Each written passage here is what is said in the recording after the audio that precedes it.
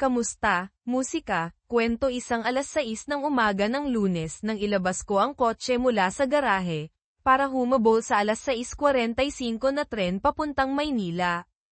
Nakatira kami sa Villa Amanpulo, isang maliit at tahimik na subdivision.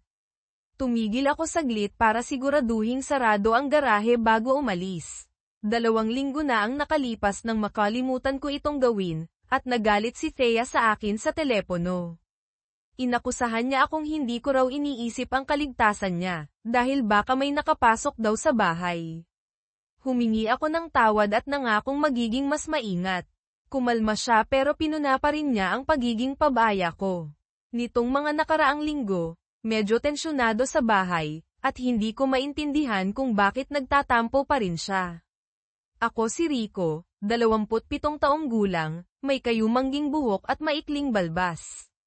Manager ako sa foreign exchange desk sa isang malaking bangko, at kumikita ako sa pag-trade ng pera.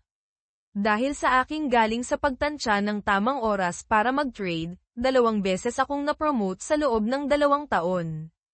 Si Thea, 27 din, pero mas matanda sa akin ng ilang buwan, ay may itim na buhok at mga katangiang Espanyol. Nagtatrabaho siya sa isang national medical insurance company malapit lang din sa amin, mga 25 minuto ang layo. Ang supervisor niya, si Bert, ay isang matangkad at maskuladong lalaki na nakilala ko na sa mga event ng kumpanya. Mayroon akong hindi magandang kutob sa kanya, kahit hindi ko sinabi kay Thea. Matapos kong siguraduhing sarado ang garahe, binuksan ko ang radyo, sa istasyon na gusto ni Thea. Ang unang kanta ay tungkol sa pagmamahal ng isang lalaki sa kanyang babae, pero ang pangalawa ay tumama talaga sa akin. Inilalarawan nito ang mga problema sa aming pagsasama, ang paglayo namin sa isa't isa, ang mga nasasabi naming hindi maganda, at ang aming pagtatalik na hindi na katulad ng dati. Dahil sa pagkaabala ko sa kanta, nalampasan ko ang isang berdeng ilaw hanggang sa bumusina ang mga kotse sa likod ko. Pagkatapos, pumarada ako sa isang parking lot para tapusin ang pakikinig. Saka lang ako pumunta sa istasyon ng tren at sumakay sa 6:30 na tren papuntang Maynila. Sa tren, naalala ko ang unang pagkikita namin ni Thea. Noon iyon ng Hulyo, pagkatapos ng 16 na kaarawan ko. Habang naggagatas ako, isang truck ng lipat bahay ang huminto sa kapitbahay. Namatay na ang mga sinamang Tony at Aling Nena, at lumipat na sa mga kamag-anak ang byuda. Ibinenta na ang bahay. Isang BMW ang sumunod sa truck, at bumaba sinamang Cardo at Aling Cora. Mula sa likod, bumaba si Thea, ang pinakamagandang babae na nakita ko.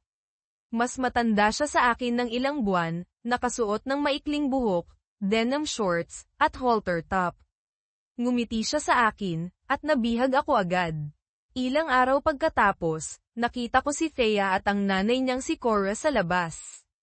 Naglakas loob ako at nagpakilala. Umalis si Cora at iniwanan kami ng iced tea, para magkaroon kami ng privacy. Mabilis kaming nagkasundo ni Thea at magkasama naming ginugol ang buong tag-init. Walang romantikong nangyari, basta't masaya lang kami sa piling ng isa't isa. Nang magsimula ang klase, magkasama kaming nanananghalian at sumasakay ng bus pauwi, pero hindi kami magkaklase.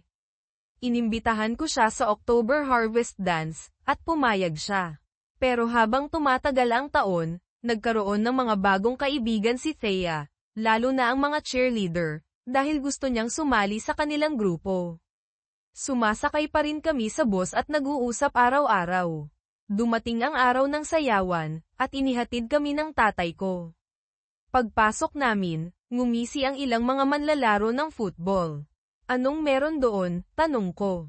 Wala, sagot ni Thea. Nagsayaw kami at nag-enjoy hanggang sa tumugtog ang isang mabagal na kanta. Nangyayain ko sanang sumayaw si Thea, lumapit si Mike, ang star linebacker. Tara na, babe, sabi ni Mike kay Thea. Umalis si Thea kasama niya nang hindi man lang ako tinitingnan. Nagulat ako at tinanong ko ang kaibigan kong si Leo kung anong nangyari. Iniwan ka na niya, sabi ni Leo. Sumayaw sina Thea at Mike nang magkayakap, at halatang magkakilala na sila. Nakaramdam ako ng kahihiyan. Pagkatapos ng sayawan, sumama sila sa football team, at parating nakayakap si Mike kay Thea. Natakot akong kumprontahin siya. Sabi sa akin ni Mike, akala mo ba makukuha ng isang nerd na katulad mo ang isang babaeng katulad niya? Tumawa siya at umalis. Hindi na bumalik sa akin si Thea noong gabing iyon, at nag-enjoy siya kasama ang mga bago niyang kaibigan. Nandoon lang ako, dahil ayokong bigyan sila ng kasiyahan na makita akong umaalis ng maaga. Nang matapos ang sayawan, lumapit ako sa mesa ni Thea at Mike. Thea, parating na ang tatay ko, kailangan na kitang ihatid, sabi ko. Umalis ka na, Rico, sagot ni Mike. Thea, wala akong pakialam kung paano ka uuwi. Kung hindi ka sasama sa akin, sasabihin ng tatay ko sa nanay mo, at ipapaliwanag mo kung bakit ka uuwi kay Mike. Umalis ako, at wala na akong pakialam kung maglakad siya pauwi mag-isa. Sa huli, umupo si Thea sa tabi ko at sinubukang magsimula ng usapan. Nag-enjoy ka ba sa sayawan, Rico? Seryoso ka ba? Iniwan mo ako para kay Mike, kaya hindi ako nag-enjoy. Nakita ko ang kotse ng tatay ko at naglakad papunta doon. Kailangang tumakbo si Thea para humabol. Tatay ko, ramdam na may nangyari. Tinanong niya, nag-enjoy ka ba sa sayawan? Hindi ako sumagot, at mukha siyang nagtataka. Naghintay si Thea sa likod, pero umupo ako sa harap, at hinayaan ko siyang umupo mag-isa sa likod. Nagalit ang tatay ko. Bumaba ka at pagbuksan mo ang date mo, utos niya. Gagawin ko kung date ko siya, sagot ko. Ramdam ng tatay ko na may nangyari. Sumakay si Thea sa likod at nagmaneho kami ng tahimik. Nang makarating kami sa bahay ni Thea, naghihintay ang nanay niya sa labas. Bumaba ang tatay ko, pero nanatili ako sa kotse. Mukhang nag-aalala ang nanay ni Thea. Lumagpas si Thea sa nanay niya nang hindi man lang ito tinitingnan. Nang bumalik ang tatay ko, tinanong niya, anong nangyari? May nakita siyang mas gusto niya sa sayawan, sabi ko. Kalimutan mo na siya anak, marami pang isda sa dagat, sabi ng tatay ko. Pagkatapos noong, hindi ko na pinansin si Thea. Sumakay na siya kay Mike at sumali sa cheerleader. Nagtapos ako ng may karangalan. Pumasok ako sa universidad na may full scholarship, habang nagtrabaho si Thea. Nag-organisa ang mga magulang ko ng isang malaking party para sa akin, at inimbita sina Mang Cardo at Aling Cora, pero hindi si Thea. Nang umupo sa tabi ko si Aling Cora, sabi niya, akala ko kayong dalawa ang magkakatuluyan. Ikinalulungkot ko na may nangyari. Nag-usap kami hanggang sa tanungin niya ako kung anong nangyari noong gabing iyon. Sumagot ako, napagtanto naming gusto namin ang iba't ibang bagay sa buhay. Mukha siyang gustong may sabihin pa, pero hindi niya sinabi. Binati niya ako at umalis. Nagsimula ako sa bangko noong kalagitnaan ng Hunyo at humanap ng apartment. Napaka-busy ng trabaho ko, wala na akong oras para makipagkaibigan. Agad kong napagtanto na ibang-iba ang trabaho kaysa sa eskwela. 4 na buwan na ang nakalipas mula nang makita ko ang mga magulang ko. Isang gabi, tinawag ako ni nanay at inimbita akong umuwi sa weekend. Sinabi niyang handa na raw ang dating kwarto ko, at nami-miss ko na ang luto niya. Ang pagsakay sa tren ang pinakamadaling paraan para makapunta roon, at ang bahay nila ay 8 blok lang ang layo mula sa istasyon. Habang naglalakad ako, huminto ang isang kotse at bumusina. Kaibigan ko ito noong high school, si Beth, at sumigaw, "Oy, dayuhan. Kailangan mo bang sumakay?" "Oo naman, ang init dito," sagot ko, sumakay ako sa likod. Si Leo, isa pang kaibigan, ang nagmamaneho. Nagkumustahan kami sa loob ng 4 na taon. Hindi ko alam na kayo na pala. Kailan pa, tanong ko. Ipinakita sa akin ni Beth ang singsing niya. 2 taon na, sabi ni Leo, nakangiti. Hindi ko alam, sagot ko, medyo nalulungkot. Hindi ako naging mabuting kaibigan, ano? Baliw ka, sabi ni Beth. Hindi rin kami nagpakita. Buhay lang. Salamat Beth, sabi ko, nakahinga ako ng maluwag. Masaya akong nakita ko ulit kayo. Pagkatapos noon, inimbita ako ni Leo sa isang party sa bahay nila sa susunod na gabi. Tumingin si Beth kay Leo, pero hindi ko maintindihan ang tingin. Oo naman, gusto ko yan. May dadalo bang ibang kaibigan natin? Tanong ko. Oo, marami, sabi ni Beth. Astig, magdadala ako ng beer. Anong oras at saan ba? 7:30 sa 135 Remedios Street, sabi ni Leo. Ibaba ako nila sa bahay ng mga magulang ko. Excited ako sa party at makita ang mga dating kaibigan ko.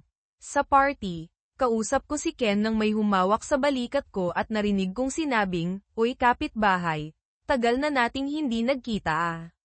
Si Thea pala, mukhang maganda pa rin tulad ng dati. Mga alaala niya kasama si Mike ang sumagi sa isip ko. Bumalik ako kay Ken pero kinumpranta ako ng kaibigan ni Thea. Bastusan naman yan, sabi niya. Hindi naman kasing bastos ng ginawa niya sa akin, sagot ko. Rico, please. Galit ka pa rin ba dahil sa gabing yun? 6 na taon na yun, sabi ni Thea. Oo naman, galit kong sabi sabay alis. Tumakbo si Beth para aliwin si Thea habang hinayla ako ni Leo at sinabihan akong humingi ng tawad para hindi na lumala. Kasama si Beth, nakita ko si Thea sa kusina. Pwede ba tayong mag-usap ng mag-isa? Tanong ko. Human gal ang kaibigan ni Thea pero pinayagan siya ni Beth na umalis. Pagkatapos ng ilang awkward na sandali, nagsimula na ako. Thea, sorry sa sinabi ko. Nasaktan talaga ako noong gabing yun. Siguro oras na para mag-move on. Hindi. Tama ka Rico. Ang sama ng inasal ko at deserve ko yun.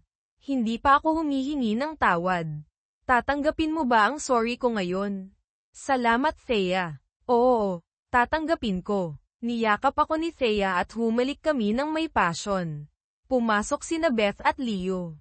Sabi ni Beth, hindi ako makapaniwala. Honey, mukhang hindi mo alam ang ginagawa mo. Huminga ng maluwag si Leo saka sinabing, oo naman at huwag mong kalimutan yun. Nagtawanan kaming lahat at bumalik sa party. Nagsimula kaming mag-date ni Thea at pagkalipas ng 9 na buwan, ikinasal kami.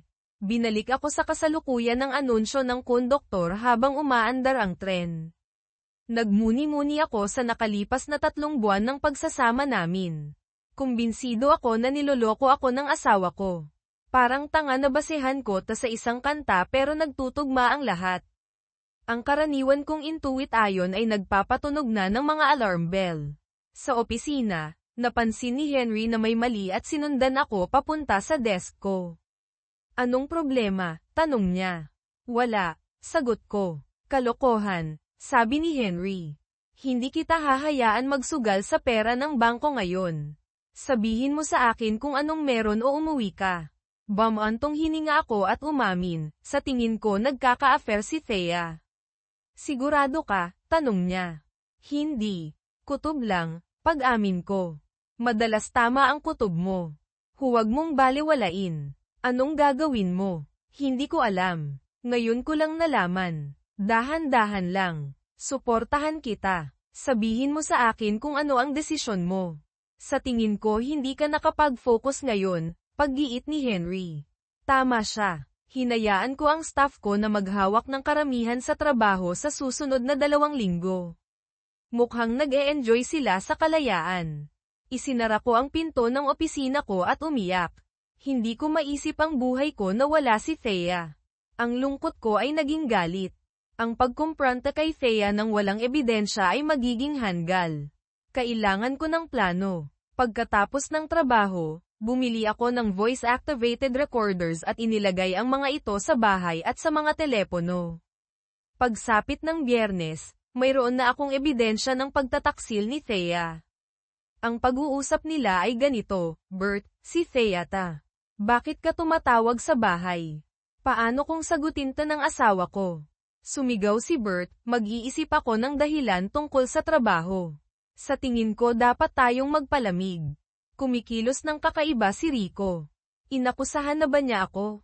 Hindi. Pero malamig siya at malayo. Siguro dapat tayong mag-chill muna. Sige, kung sa tingin mo yun ang pinakamagandang gawin, sabi ni Bert. Pagkatapos noon nagsuggest siya, pupunta ako sa Baguio sa loob ng 2 linggo, siguro kaya kitang pakiusapan na sumama sa akin. Anong iniisip mo? Hindi ko alam. Baka maghinala si Rico. Hayaan mo munang tanungin ko ang kaibigan ko. Kung papayag siya, pwede mong sabihin kay Rico na business trip yun, tumawa si Thea. Alam ko na talaga ngayon. Nagpaplano si Thea ng 1 linggo kasama si Bert. Nalunod ako sa kalungkutan, saka naging galit. Kailangan ko ng ebidensya para sa divorce. Kailangan ng plano, pero wala pa akong idea. Dumating ako sa bahay galing sa trabaho ng 7:30 ng gabi pagkatapos ng abalang araw ng pag-trade na milyon-milyon ang nakataya sa isip ko. Habang nasa ibang lugar si Thea ay nagluluto ng dinner. Kumusta ang araw mo? Tanong niya habang hinahalikan ako. Bihira na siyang masaya ngayon. Inaasahan kong babanggitin niya ang business trip niya sa Baguio.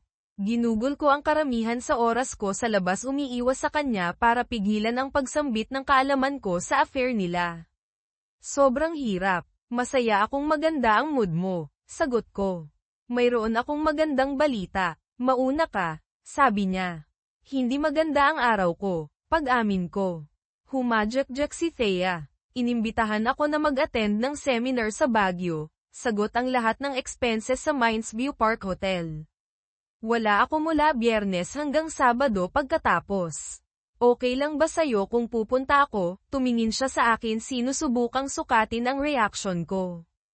Nakita ko ang excitement pero mayroong senyales ng lungkot sa mga mata niya.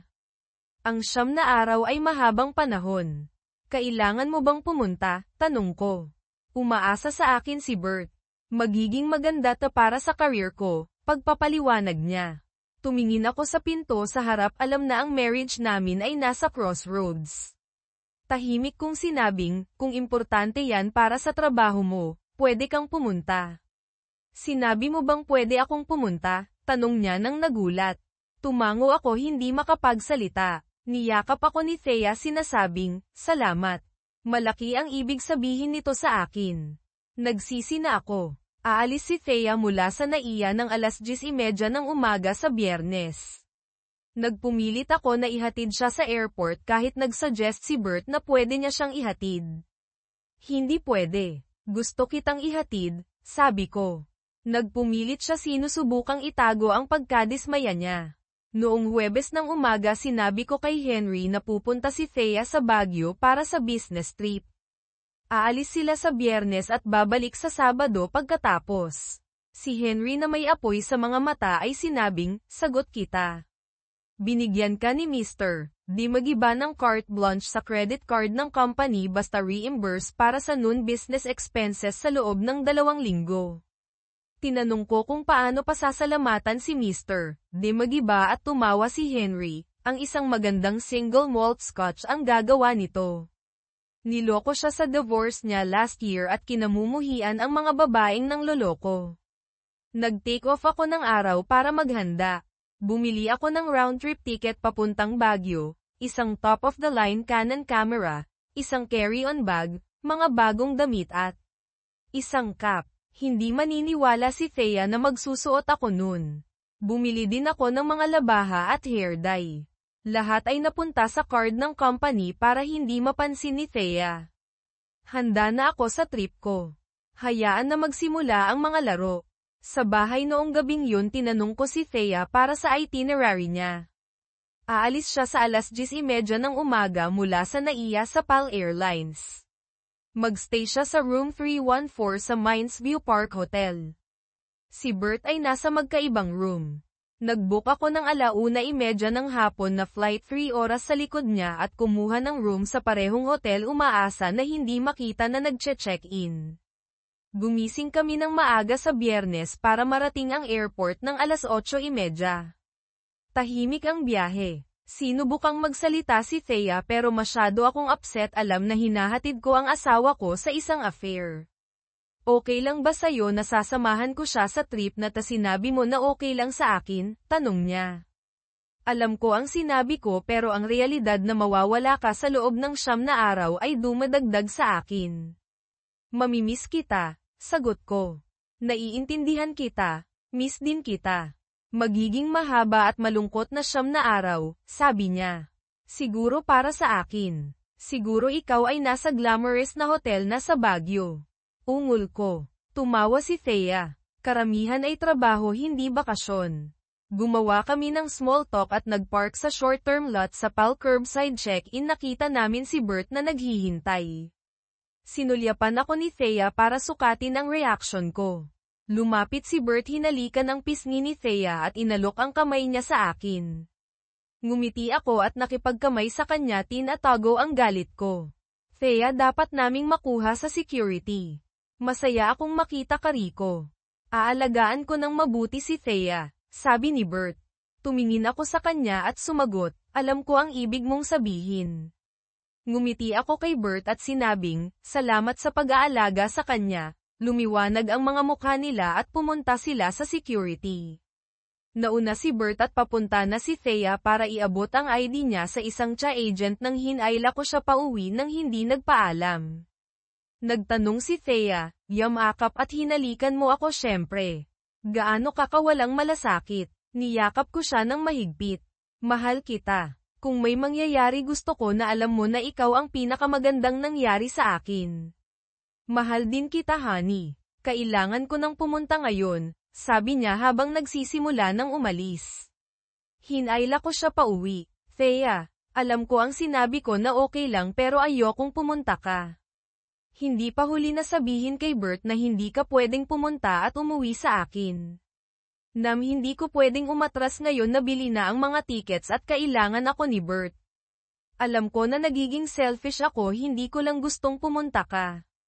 Kailangan din kita, Nam. Kailangan kong pumunta, huwag mo akong pigilan. Nakakomit ako sa trip na magiging malaking tulong ako kay Bert. Hindi ko siya pwedeng biguin, tumingin siya sa akin at halos nagsalita pero pagkatapos naglakad papunta sa gate at nag-abot ng lisensya niya sa agent. Namiss ko ito at sigurado ako na naisip ni Thea ay dahil mamimiss ko siya. Naglakad ako papunta kung nasaan naghihintay si Bert at pinanood si Thea kasama ang TSA agent. Mukhang naguluhan siya pero binuo ang sarili niya sa oras na marating niya kami. Naglakad sila papunta sa X-ray machines at pinanood si Thea na tanggalin ang mga sapatos niya at ilagay ito sa bin. Nagkibit balikat siya sa akin at pagkatapos naglakad sa body scanner. Sa puntong iyon narating ko na ang limit ko at mabilis na umalis sa gusali. Hindi na ako galit, resigned na lang sa katotohanan na hindi na akin si Thea. Inilipat ko ang kotse ko sa long-term parking, kinuha ko ang carry-on ko at bumalik sa terminal. Naghintay ako hanggang sa umalis na ang plane ni Thea at pagkatapos dumaan sa security mismo. Umupo ako para kumain ng breakfast at naghintay para sa flight ko. Dumating ako sa hotel, nag-check-in ng walang problema at nagpagupit ng shave and crew sa on-site na barber. Sa room ko kinulayan ko ang buhok ko ng itim kasama ang sunglasses at ball cap, hindi ako makikilala. Ang hotel ay Huggies U na nakaharap sa Session Road kasama ang kwarto ni Thea at Bert sa right wing at akin sa center. Mayroon akong magandang tanawin ng lake at ng ocean. Ang hotel ay mayroong mga tindahan sa unang floor at isang outdoor pool sa pangalawang floor. Mula sa balcony ko nakikita ko ang buong pool area. Sa iba't ibang sitwasyon magiging romantic ito pero ngayon parang hindi. Tinawagan ko si Thea around 8:00, sumagot siya. Hi honey, nag-alala ako nung hindi ka sumasagot sa bahay, nasaan ka? Huminto ako sa bar kasama ang mga guys mula sa trabaho, sagot ko. Naglakas loob siyang sabihin, mas mabuti na hindi ka nakikipaglandian sa mga girls, tandaan mo na may asawa ka na. Hindi ko na siguro mapapatawad kung ginawa mo. Ang katapangan, naisip ko nandito siya kasama si Bert pero binabalaan niya ako. Bakit mo iisipin na magloloko ako? Binigyan na ba kita ng dahilan para paghinalaan? Alam mo na hindi ko gagawin yun. Nagtitiwala ako ng kumpleto sa'yo kaya pinayagan kitang sumama sa trip na ta. Alam mo, yun di ba nang tama? Syempre honey, nararamdaman ko rin yun, hindi ko alam kung bakit ko sinabi yan, alam ko na hindi mo ako sasaktan, yutal niya. Pakinggan mo, nang pagod na talaga ako sa flight, tatawag ka ba bukas? Babalik ako sa mas magandang mood, sigurado nang pwede tayong mag-usap bukas, sagot ko at nag-hang up.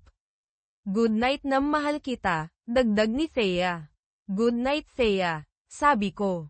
Napansin niya ba na hindi ko sinabi na mahal kita, papansinin niya ba kaya? Naglaan ako ng hindi mapakali na gabi, nag-iisip kung anong nangyayari sa room 314. Gumising ako ng madaling araw sa Sabado, pagkatapos ng breakfast sa room ko, umupo ako sa balcony, nakita ko si Thea at Bert na naglalakad papunta sa lake. Isang ideya ang pumasok sa akin. Inilipat ko ang dalawang malaking fake plant sa balcony at naglagay ng upuan sa likod nila, pagkatapos isinet up ko ang camera ko at tripod, tinatago ang lens sa mga dahon para mapanood ang pool area nang hindi napapansin. Si Thea at Bert ay nagpapahinga na sa mga chases at nag-uusap. Nakaharap si Thea sa braso ng Yun na naglalaman ng room nila, nakasuot ng bagong pulang bikini na nagpapakita ng cleavage niya at mataas na hiwa sa ilalim na halos hindi tumatakip sa kanya. Zoom in ko kasama ang camera ko, pero agad na napagtanto na hindi ko marinig ang conversation nila, kailangan ko ng solution. Pagkatapos ng kalahating oras, nakuha ko ang unang ebidensya ng infidelity. Sumandal si Bert, binuksan ang ulo ni Thea at hinalikan siya, sinagot ito ni Thea, hinayla siya sa leeg, naghalikan sila ng 4 na beses sa susunod na oras bago tumayo para umalis. Habang naglalakad sila na magkahawak kamay, malinaw na magkarelasyon sila. Pinatay ko ang camera at bumalik sa room ko, nalunod sa kalungkutan. Determinado na marinig ang mga conversation nila, naghanap ako online para sa mga spy stores at nakahanap ng malapit. Nagpanggap bumili ako ng mabilisan ng parabolic microphone na pwede mag-connect sa camera ko sa room ko. Sinet up ko ito katabi ng camera, handa para sa susunod na opportunity. Gumising ako ng nagulat noong Linggo ng umaga ng 10:00 nang nakatulog ng mahimbing pagkatapos ng mahaba at nakakapagod na araw. Nag-alala akong baka may namiss akong isang bagay, pero pagkatapos nakita ko si Thea at Bert na naglalakad palabas ng Luneta Park, binuksan ko ang camera at mic, gumawa ng tawag kay Thea at pinakinggan LED habang tumatawag ang phone niya. Kinukumpirma na gumagana ng perpekto ang microphone. Sino ito? Tanong ni Bert. Si Doofus, sagot ni Thea nang tumatawa. Tumawa din si Bert, biglang nag-alala si Thea, sinabing, dapat kong sagutin to, baka may masamang nangyari, bakit siya tatawag sa akin sa Linggo ng umaga? Sinagot niya ang phone. Okay lang ba ang lahat? May nangyari? Tanong niya. Gusto kong sabihin na hindi okay si Doofus, pero pinigilan ko ang galit ko sa check. Sa halip na walang masama honey, ako ay at gusto ko lang marinig ang boses mo. Masarap na alam ko na nag-aalala ka para sa akin. Nag-aalala ako para sa'yo sa lahat ng oras nam ito ay Linggo ng umaga at naisip ko baka may nangyaring masama, natakot mo ako. Sawa na ako sa attitude ni Thea, hindi ko alam na magiging sagabal ako. Nagugustuhan ko ng kalungkutan at pag-isipan na tawagan ang asawa ko na pasayahin ako. Sorry na gambling kita. Sabi ko, masyado nga po kayong nag-abala. Mayroon po akong sobra para sa inyo, sabi sa akin ni Carlos. Sa loob ng sobra ay may sulat. Thea, paalam na, day. Nakaramdam ako ng panghihina at sumandal kay Bert para sumuporta. Kinuha niya ang papel, binasa at bumulong, Thea, umalis na tayo dito. Bago pa man kami makaalis, sumigaw si Carlos, Sir Bert, may sobre din po ako para sa inyo. Atubiling kinuha ni Bert ang sulat at binasa. Pagkatapos ay tumingin siya sa labas ng bintana na nagpatulo ng papel. Kinuha ko. Akala mo ba makakalaya ka ng ganito lang kadali, hayop ka? Ginugol ko ang 2 oras ngayong umaga kasama ang asawa mo. Hindi mo makukuha ang pagbabalik sa tahanan na inaasahan mo.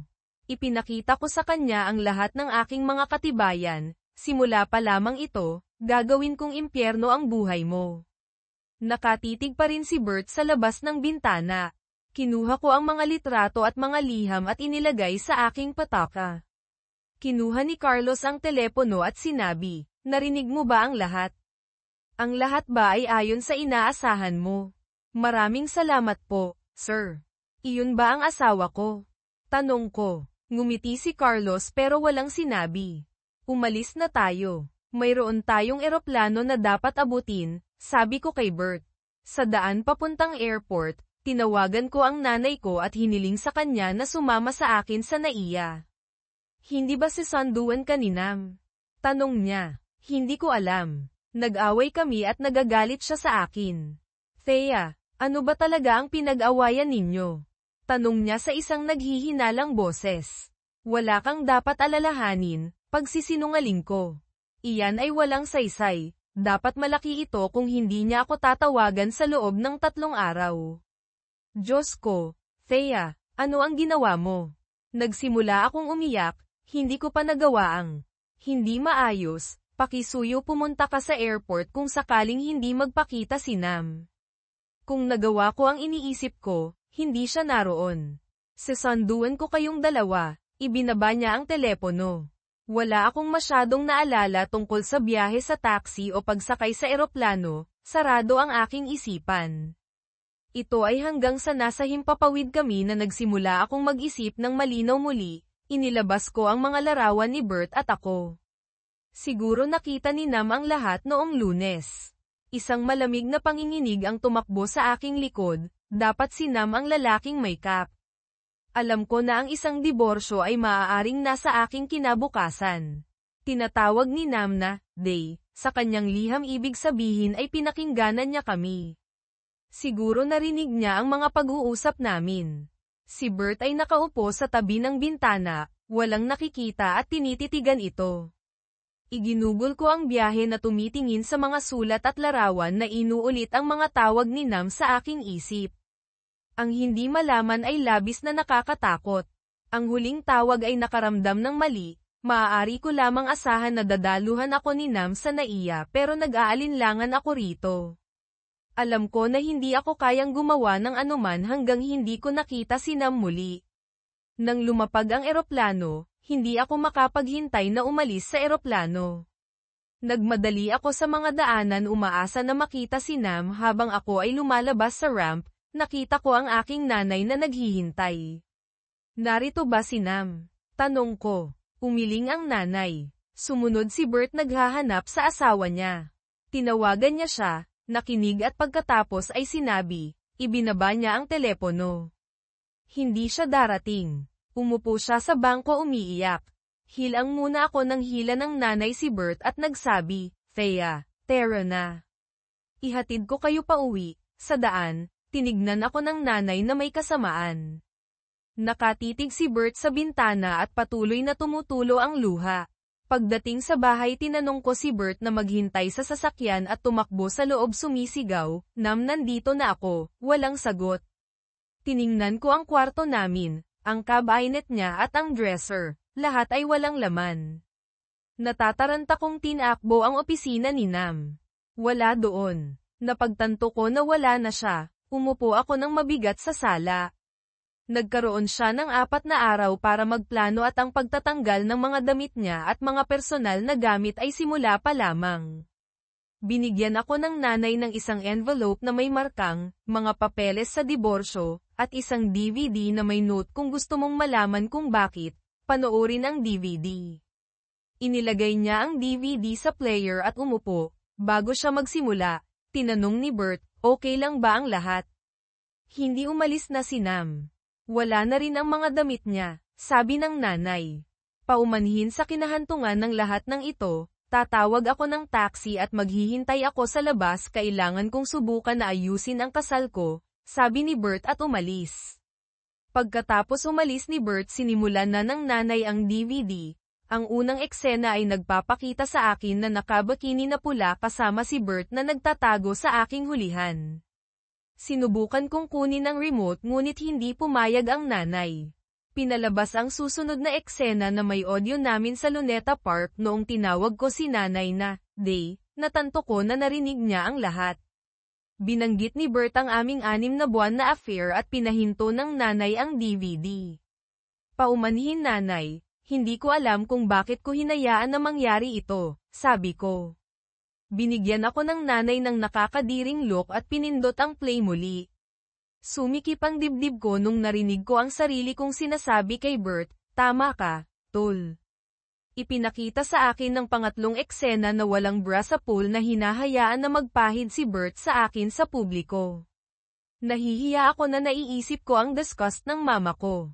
Susunod ay ipinakita ako na hinahatak ko si Bert sa room para mag-lovemaking. Ang pinakamasama na parte ay ang tawag ni Jeff na na-record ang kanyang side, "Nagpapasundo ka na ba sa mga gabi mo, honey?" Laluan ang magulo kausap si Jeff, "Hindi ako marunong boses sa balat." Iyon naman. Tama ba doon ay nagpakita ng takpan ang kamay ng camera lens at humiwalay ng hindi maganda nang naabutan sa balay ni Jeff na di pagbalik na pinagpahiran ng mic. Nagpaakibat ng tripods. Pinatagay na kaming ganoon ng ikatulong maghapon si Jeff sa binalitan ng kaangayan ik-ik. Sa loob ng room na sinabi Jeff, hindi na rin kakamutulan ang nangyari. Inihambing ni Nanong maghapon sinanog na ipahayag aniya at naghinto. "Nagulat ka nang itinatagay ng lubos ng catamaran, habang huli manggatag," aniya, nang magtapal na kaangayan paunlarin pa ng maghapal doon para mapanuto paunlarin pa ng naangayan.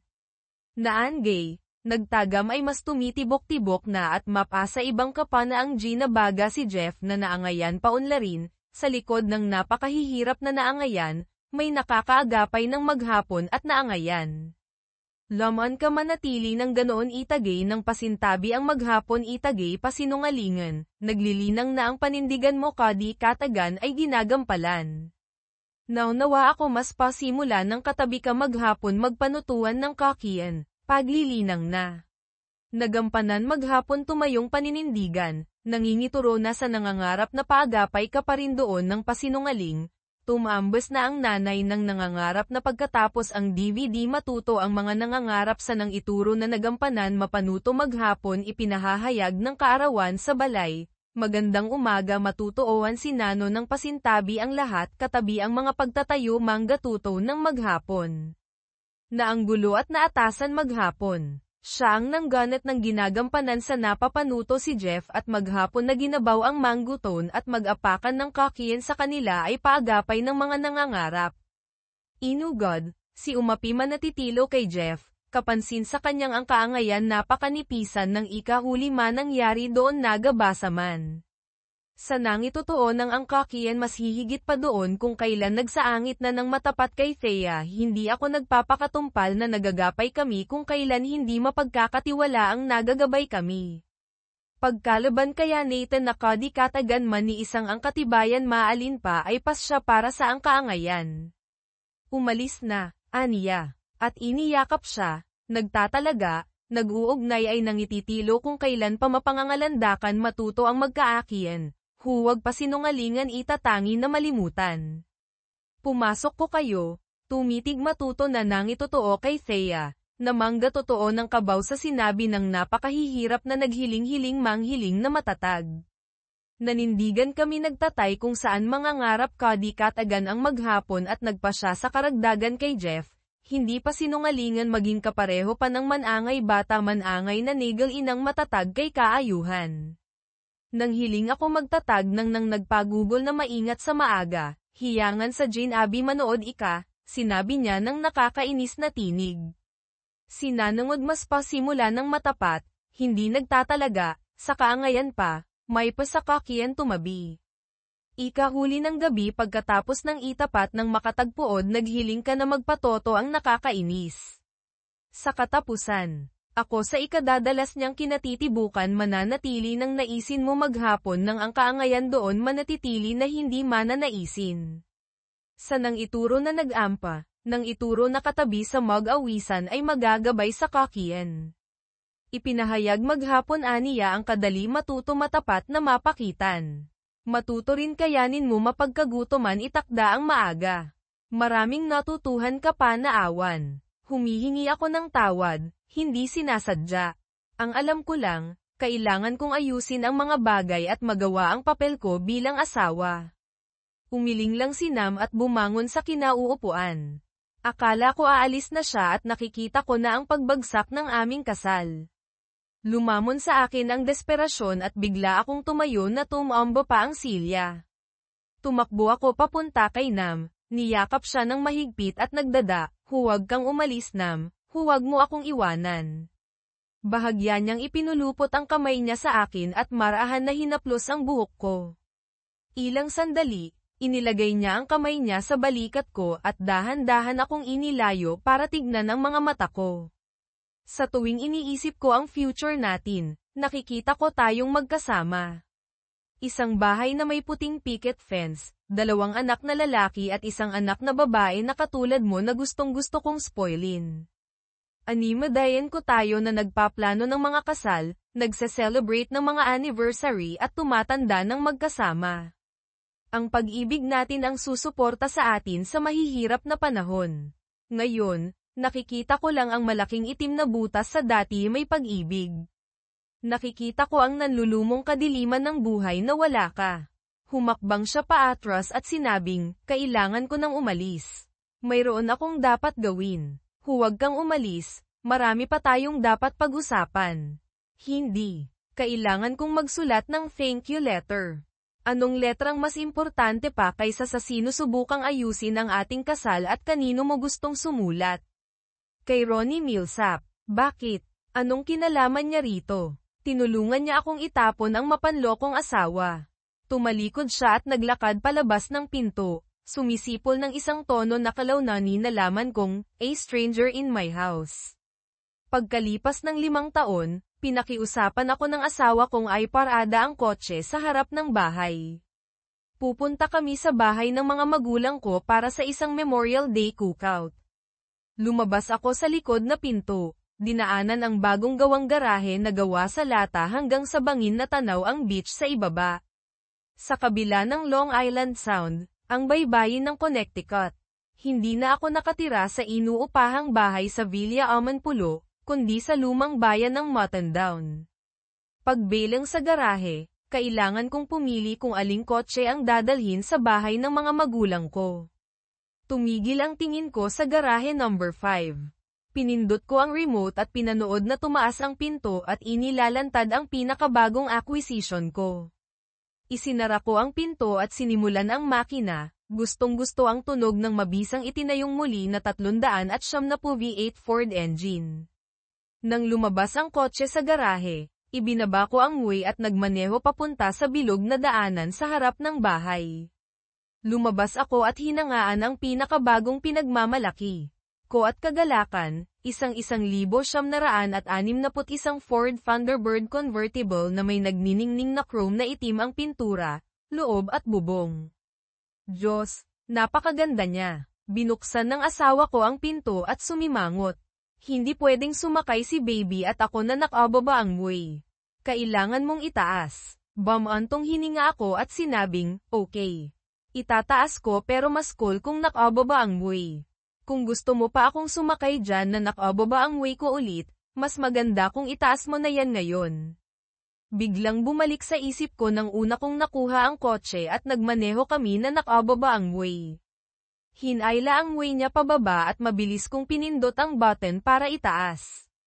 Ngumiti ng may pagmamalaki si Nod dahil alam niya kung paano niya pinamumunuan ang malaki niyang kapangyarihan sa lovemaking.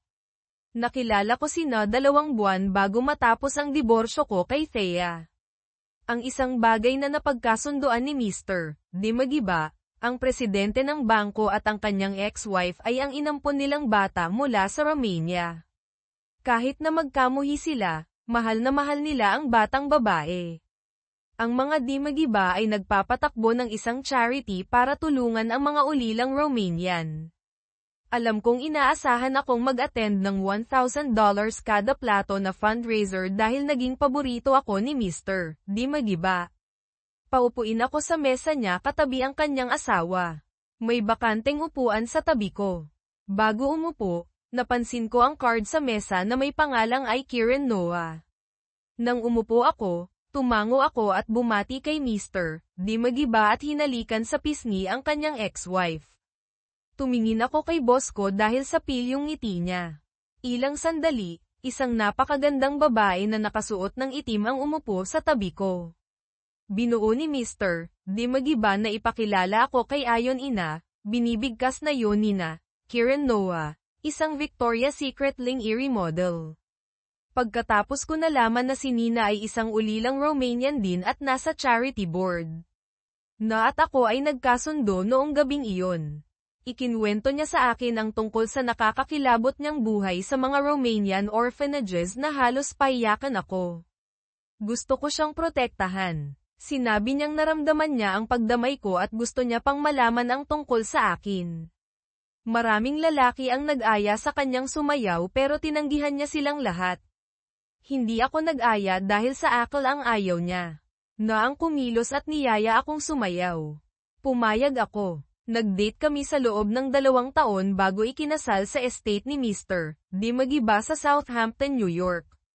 Akala ko medyo bata pa ang asawa niya para sa kanya, 35 sa 61 niya, pero parati siyang nakangiti kaya ano ba ang alam ko. Ang unang taon namin ay maganda. Nang sabihin sa akin ni Na na gusto niyang magkaanak, tinanong ko siya kung alam niyang ang pagkakaroon ng anak ay makakapagpatigil ng career niya sa pagmomodelo. Tumingin siya sa mga mata ko at sinabing, ang isang bagay na pinakagusto ko sa mundo ay magkaroon ng anak sa'yo. Malaking ngiti ang lumabas sa mukha niya habang dumadagdag, siguro mas marami pa sa isa. Ngumiti rin ako at nag-suggest na simulan na nating subukan ngayon. Nagtawanan kaming pareho at tumakbo papunta sa kwarto. Pagkalipas ng 1 taon at kalahati, ipinanganak ang anak naming si Nam Jr. Pagkatapos ilagay ng maayos si Nam Jr. sa car seat, sumakay na kami sa kotse. Ang hindi stock na parte lamang ng T-Bird ay ang air conditioner na ipinakabit ko. Mula sa karanasan, alam kong ayaw ni Na na masira ang buhok niya pagkatapos magbihis. Mas gusto pa niyang sumakay sa 100 degrees na init kaysa mayroong isang hibla ng buhok niya na lumihis sa lugar. Dahil sa AC, mas naging kaaya-aya ito para sa aming dalawa. Nang naglalakad kami papunta sa bakuran ng tatay ko kung saan siya nagigrill, nagulat ako nang makita sina at nanay niya na kausap ang mama ko. Sina nagdadala kay Junior ay nagpunta sa mesa at umupo. Mabilis na kinuha ng mama ko ang paborito niya at nag-iisang apo mula kay Na. Pumunta ako kay Itay at tinanong, anong ginagawa nila dito? Sabi ni Itay, hinaan mo ang boses mo, inimbita sila ng mama mo. Siya at ay naging malapit simula nang mamatay si Frank. Siya lang mag-isa kaya inimbita rin siya ng nanay mo.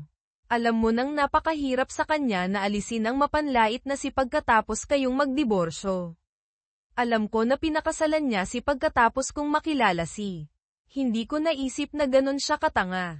Yan ang ginawa na niloko ka sa Bobong Beckman na yan. Sigurado ako na magdidiborsyo sila, pero ibinalik siya ng asawa niya, mayroon naman siyang 2 anak na aalalahanan at dapat gumawa ng pinagkaiba. Sa loob ng mahabang panahon, nag-hire ako ng Pai para bantayan siya. Sa tuwing malapit na siyang magkaroon ng trabaho, sinisigurado kong kumakalat ang salita na masama siyang empleyado at natatalo siya. Nagpatuloy ito hanggang sa malaman niya o ng asawa niya na ako ang nasa likod ng masamang swerte niya. Tinawagan ako ni Jane Beckman na umiiyak tungkol sa ginagawa ko sa kanya, inunahan ko siya sinabihan kong magiging madali na kay Bert. Kinuha ko ang anak ko mula kay Na at binati sina at tapos. Naglakad ako papunta sa bangko malapit sa labasan ng kusina ng mga sandali sinundan ako mula saan nagpapalam na may hawak si Jeff. Malaking ganti sa aming katotoohan kay titing na kay titing ang mata ng nagmamala-alala. Marating, si Umapi kaaagpay kay binatatan habang nagtatay ang ginaatilihan. Pusong nang ang sinasaysay ko si Aling nangagayunan na mahiling na ginatatakan, binating pangilin. Mapanutuan man, ikapagbibintangan sa paglilimbag sa magkapamumura, sinabi maghapon mas pasimula nang naglilitaw ang katapatan maghapon nagtatagan at na isang kakiyan naghiling sa atin at nakibaka na umakbay kami naghiling para sa sinumang pagkalibon naghiling na malituhan.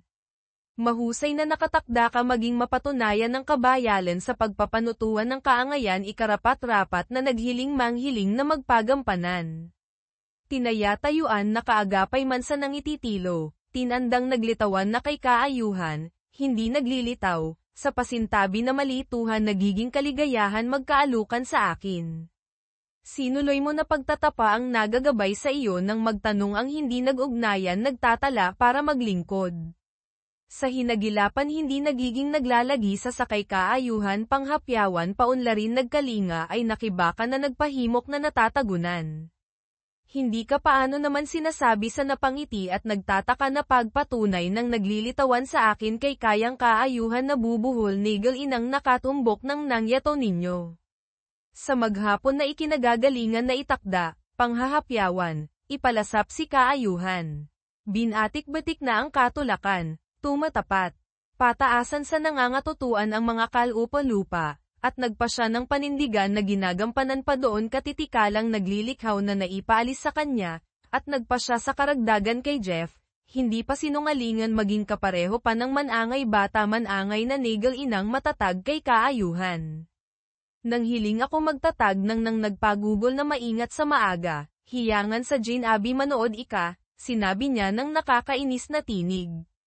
Sinanangod mas pa simula ng matapat, hindi nagtatalaga, sa kaangayan pa, may pasakakian tumabi.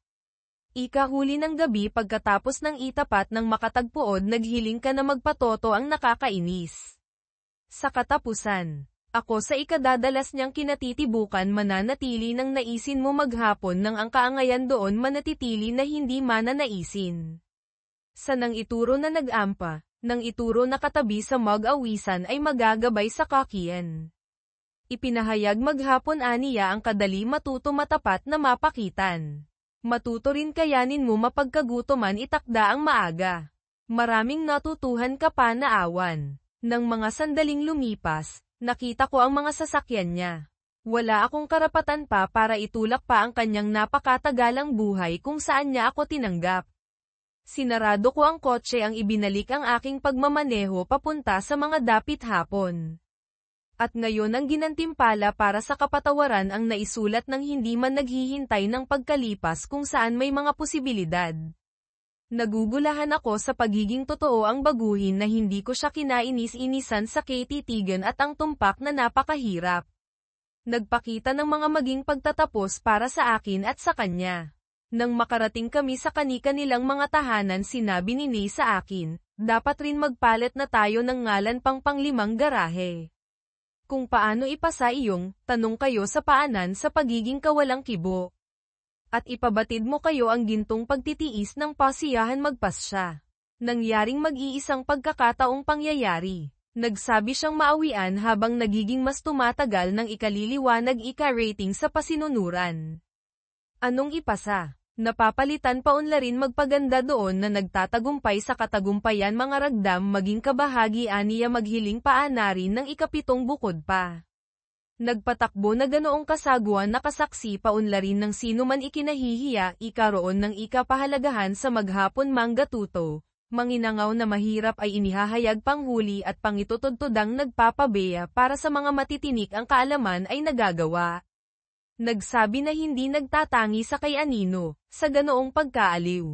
Nagpapakilala hindi na lumiliko sa matitingal iwan maglalaro na manirahan at ang maghapon ay nagpapatuktok panglimbag ang kayamanan, mga panaginip at kabutihan at pagmamahal. Nagpatuyo na ako sa kaibigan niyong tapat habang ikinagisnan pang malaki. At sa hindi na nagpakitang kayamihan sa kani-kanilang paghihiwalay ay binabelang si Anino ng magkarugtong para hindi na sinisiraan.